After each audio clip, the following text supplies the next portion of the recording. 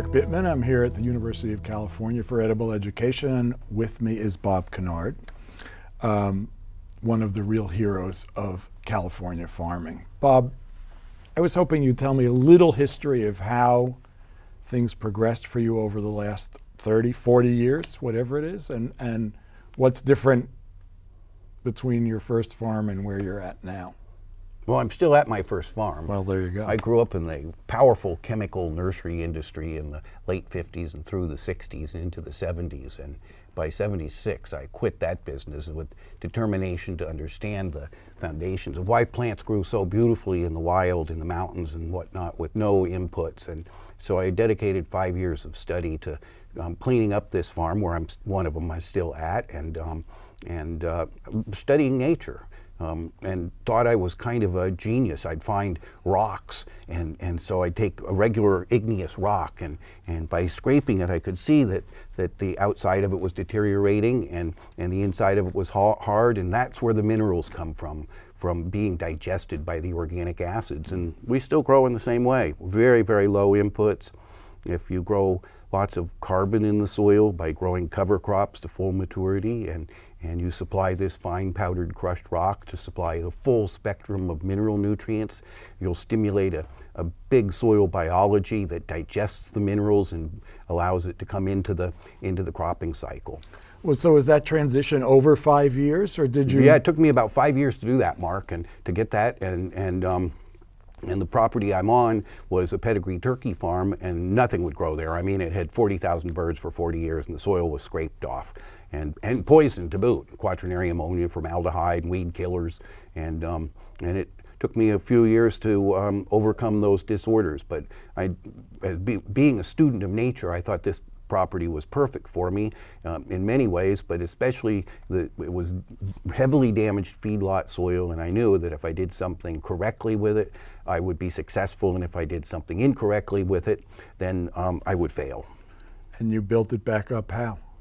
By growing soil improvement plants. We grow 50% of all the organic biomass for people and 50% for nature in each cropping cycle. And that's getting that carbon back out of the atmosphere and back into the soil. You've told me this before, and I love it. I just want to be really clear on this. Of your crops, 50% stay in the ground, basically. Well, a little bit different. I'll plant out all my crops on wider rows than conventional stuff, and between those rows, instead of killing all of the nature support plants, commonly called weeds, whether they're indigenous weeds or whether I plant those weeds, so we have a crop for people, a space for people, and then 50% of the space between those two rows for nature support crops. And then those nature support crops are allowed to come to full maturity. Like you might grow a crop of summer squash, zucchinis, and so you'll have about a 1 foot clean cultivated row with the zucchinis growing in it, and then 4 feet space for the nature support crop. And then if the nature support crop gets too big and starts out competing the human support crop, then they aren't killed, they're cut back. I'll go out there with a scythe or one of the other tools and suppress them. It's much easier and gentler to suppress than to kill. How is 1 foot versus 4 feet 50-50, or that's not an exact measurement? No, well, that's with summer squash, because they get big. Oh, right. But if it were let's say right now in the garden, it would be radicchio, let's say, one of the chicories, and they're planted at 16 inches, 12 to 16 inches, and then there's a row of clover or a row in the summertime of buckwheat or some other nature support plant planted right between them. And the nature support plant is tailored to support the plant that you're growing for people? It can't compete with it too much, and so it's time-space sharing. That's the space of the plant, the shape of the plant, and the time it needs to be in there. And yes, it's somewhat along those lines. And then the human side crop is harvested, and the nature support plant is allowed to come to full maturity and make its seeds and die of its physical maturity, incorporating durable organic material into the soil that has a longer than 1 year half-life of digestion by the soil biology, so you'll have a steady state food supply for the soil biology critical. You're not worried about volunteers. You Oh, want, you want those seeds. You want in those there. seeds. Seeds in the ground are worm food and regenerative food for absolutely funguses, yeasts, molds, bacteria consume those things. They don't get them all by any means, and it's very important that those seeds are present. When I first came to that farm, hardly any little songbirds. Now they alight in there like beautifully. They seed eater birds.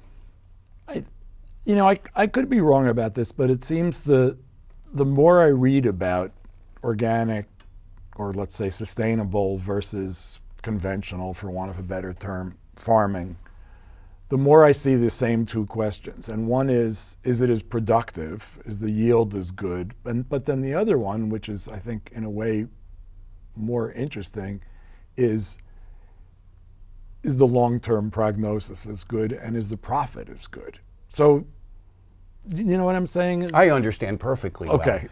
First off, no, I'm perfectly happy with 75% theoretical gross yield of the human side crop. And at the same time, if I can achieve a 75% theoretical yield for the nature support crop, I have 150% gross yield, which is what you need. There are inefficiencies in every process, and you have to have more than 100% in order to be actually sustainable. And so, and I've taken that soil over the last 40 years and grown it from feedlot conditions where nothing but the nastiest of weeds would grow to soils that my staff can plant anything in almost any place on the garden and without inputs, and they will grow. Like an example, if you get that lots of carbon in the soil and you have that civilized soil biology because it's inoculated with the indigenous microfloral population of the location, you develop the free-living nitrogen-fixing microfloral population. Like most farmers use lots of nitrogen. I use about, on last year, 2 pounds per acre per year.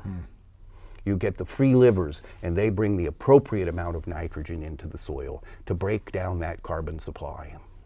You, in recent years, have taken, or maybe it's not recent years, you've always or recently taken some of the weeds, some of the nature support crops, and harvested them for human consumption. Oh, weeds have totally different they're wild, and so they have different, every plant tastes differently, and so they are accumulating different mineral compounds in different proportions and making different organic molecular structure that brings health to us. Like the dandelion is an example, or the wild mustard versus the cultivated mustard we call broccoli. Intensely flavorful difference. And use all of your common senses, and you will recognize and feel the energies of those plants. That's really great. I want to talk for a second about the soil itself, because it sounds like over the last 40 years, nothing has happened to that soil except it's gotten better. That's so correct. You're not only taking crops out of there every year, you're doing that while you're building the soil. I'm growing people while I grow soil. And one of my strongest responsibilities as a farmer is to leave the land in better condition and to grow physically complete food, to bring that physical completeness into the health of the people that eat my food, so that they don't need the doctors and they are integrated into themselves, and maybe they don't need the lawyers nearly as much. That's a beautiful thing. And do you use, I don't know what the right term is, do you use purchased inputs, or is everything? We use raw crushed rock that I used to make it all, but it's much more efficient for me to get volcanic rock that's been crushed by appropriately constructed contemporary machinery. I use oyster shell to supply calcium. I use gypsum, about 100 pounds per acre per year of all of those elements. And I'll buy some off-farm seeds for the nature support crop in order to diversify it. And tell me a little bit about what you have to buy off-farm, what you're not producing yourself as far as inputs goes. Well, seeds, both for the human support crops and for the nature support crops. Less and less of the nature support crops over time, because I allow them to go to seed and they become part of the farm. Raw crushed rock, igneous rock, that's crushed to a fine powder so that it's available to the biology of digestion in the soil. And And those are the different kinds of rocks. I'll use oyster shell to supply calcium, and I'll use gypsum, about 100 pounds, maybe between the three of them, maybe 150 pounds per acre per year, to make sure that the soil is charged with especially the soft elements.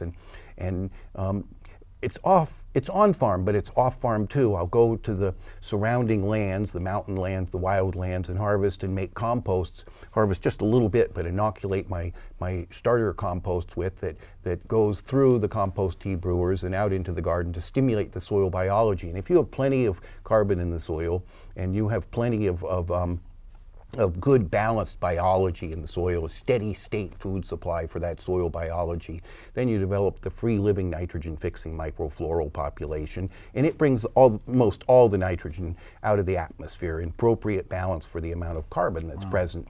We'll use about 2 pounds of actual nitrogen per acre per year.